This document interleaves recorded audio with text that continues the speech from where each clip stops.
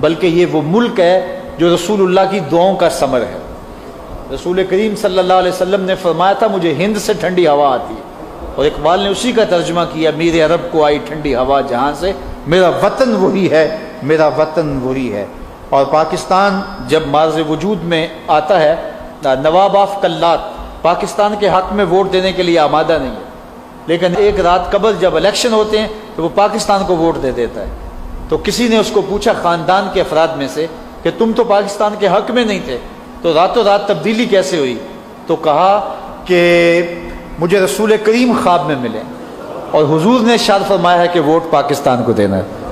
تو پاکستان کو کوئی کیسے توڑ سکتا ہے؟ پاکستان کے صوبے بھی حضور کی مرضی سے بنے ہیں۔ جب 65 کی جنگ لگی ہے تو جو حضور کے روضہ کے آس پاس مجاورین تھے، خادم تھے، ان میں سے ایک خادم نے دیکھا کہ حضور روضہ انور سے باہر تشریف لا رہے ہیں اور جنگی لباس حضور نے پہنا ہوا ہے اور تلوار حمائل کی ہوئی ہے اور حضور کے ساتھ اصحاب ہیں۔ تو میں نے کہا میرے ماں باپ آپ پہ قربان ہو، اس وقت اس حالت میں آپ کہاں جا رہے ہیں؟ تو حضور نے ارشاد فرمایا ہندوستان نے پاکستان پہ حملہ کر دیا ہے، میں مدد کے لیے جا رہا ہوں۔ اور کہتا ہے کہ میں نے جو ہے وہ پھر 2-4 دن بعد جو ہے وہ خبر ہم موصول ہوئی کہ پاکستان کے اوپر واقعی حملہ ہو گیا اور اللہ تعالیٰ نے پاکستان کو کامیابیاں عطا فرمائی ہیں۔ تو یہ حضور علیہ السلام کی نظر عنایت کا محل ہے پاکستان، اور پاکستان مٹنے کے لیے بنا ہی نہیں، یہ قیامت تک معرض وجود میں رہنے کے لیے قائم ہوا ہے۔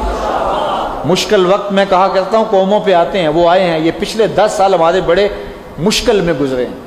دہشت گردی سے پاکستان صبح و شام لرزتا تھا، ڈھولتا تھا، اور روزانہ صبح 2-3 دھماکوں کی خبریں اخبار میں پڑھتے تھے۔ کہیں 10 آدمی جاں بحق ہوئے، کہیں 30 آدمی جاں بحق ہوئے، کہیں 40 آدمی شہید کر دیے گئے۔ روزانہ بم دھماکے ہوتے تھے اور لگتا تھا کہ یہ ملک جو ہے وہ دہشت گردوں کے رحم و کرم پہ ہے۔ لیکن جس طرح رات اندھیری ہوتی ہے اور ہر طرف جو ہے وہ ظلمت ہی ظلمت ہوتی ہے، تو اچانک سپیدہ سحر نمودار ہو جاتا ہے۔ اللہ نے ہمیں ایک سپہ سالار عطا کیا جسے دنیا جنرل راحیل شریف کے نام سے جانتی ہے، اور اس نے الحمدللہ دہشت گردی کی جڑیں اکھاڑ کے رکھ دی۔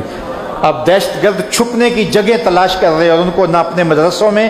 اور نہ اپنی تنظیموں میں، نہ غار و کو میں کہیں بھی کوئی جائے امان نہیں مل رہی، اور ضرب عذب کا کوڑا برس رہا ہے اور دہشت گردوں کو ملیا میٹ کر رہا ہے، اور انشاءاللہ پاکستان کا گند صاف ہو رہا ہے، اور انشاءاللہ سیاسی گند بھی صاف ہوگا، کرپشن بھی ختم ہوگی، پاکستان میں نظام محمد کے سویرے طلوع ہوں گے انشاءاللہ، اور اس ملک کے اندر حضور کے نام کے جھنڈے اونچے ہوں گے۔ جس طرح اللہ تعالیٰ نے ہمیں پتا تھا کہ ایسا جرنیل ہمیں مل جائے گا، لیکن کہاں سے نکلا اور چھا گیا، اللہ اس کو لمبی زندگی عطا فرمائے۔ تو اللہ کی رحمتوں سے کوئی بعید نہیں کہ ایسا کوئی ہمیں سیاسی رہنما بھی مل جائے، ہمیں کوئی ایسا مذہبی رہنما بھی مل جائے، اور یہ ملک ترقی کی راہوں پہ گامزن ہو جائے۔ کوئی خیال ہی نہیں کرتا تھا کہ اتنی جلدی ہم دہشت گردی کے طوفان بدتمیزی سے بچ جائیں گے اور اس مشکل سے ہم نکل جائیں گے، لیکن 1 سال کے اندر اندر ملک کا گند صاف ہو گیا اور ہم بہتریوں کی طرف آزمیں سفر ہو گئے۔ تو اس لیے مایوسی نہیں ہے، اللہ کا کرم ہے۔ مشکل حالات ہماری خطاؤں کی وجہ سے، ہمارے گناہوں کی وجہ سے، ہماری کوتاہیوں کی وجہ سے آتے ہیں، اور مشکل حالات قوموں کے اوپر آتے رہتے ہیں، اور ہمارے اوپر بھی آئے تو یقیناً اچھے حالات بھی قوموں پہ آتے ہیں، اور اس وقت جو ہے وہ ہم اچھے حالات کی طرف ہیں۔ اس وقت دہشت گردی کا گند صاف ہو گیا، اللہ کرے سیاسی گند بھی اگلے سال تک صاف ہو جائے، اسی طرح فرقہ واریت کی غلاستیں بھی صاف ہو جائیں، اور اس ملک کے اندر کرپشن اور لوٹ مار اور ناانصافی یہ بھی ختم ہو جائے، اور عدل و انصاف کا دورہ ہو، اور نظام رسول کے سویرے طلوع ہو جائیں، اور حضور کا نام کل بھی اونچا تھا، میرے حضور کا نام آج بھی اونچا ہے۔ پاکستان قیامت تک معرض وجود میں رہنے کے لیے قائم ہوا تھا، یہ نہ مٹے گا اور نہ مٹنے کے لیے بنایا گیا تھا۔ لاکھوں لوگوں کی قربانیاں اور لاکھوں لوگوں کا خون اس کی بنیادوں میں پڑا ہوا ہے، اور یہ پاکستان قیامت تک قائم رہے گا، اور اس پاکستان سے نظام رسول کے سویرے طلوع ہوں گے۔ اسلام کو عروج ملا تھا، اسلام کا آغاز ہوا تھا تو مدینہ الرسول اور مکہ المکرمہ سے ہوا تھا، اور قرب قیامت میں جب اسلام کی نشأت ثانیہ ہوگی تو اس کا بنیادی پلیٹ فارم پاکستان ہوگا انشاءاللہ۔ یہاں سے عساکر جائیں گے، لشکر جائیں گے، اور ترکی ساتھ ملے گا،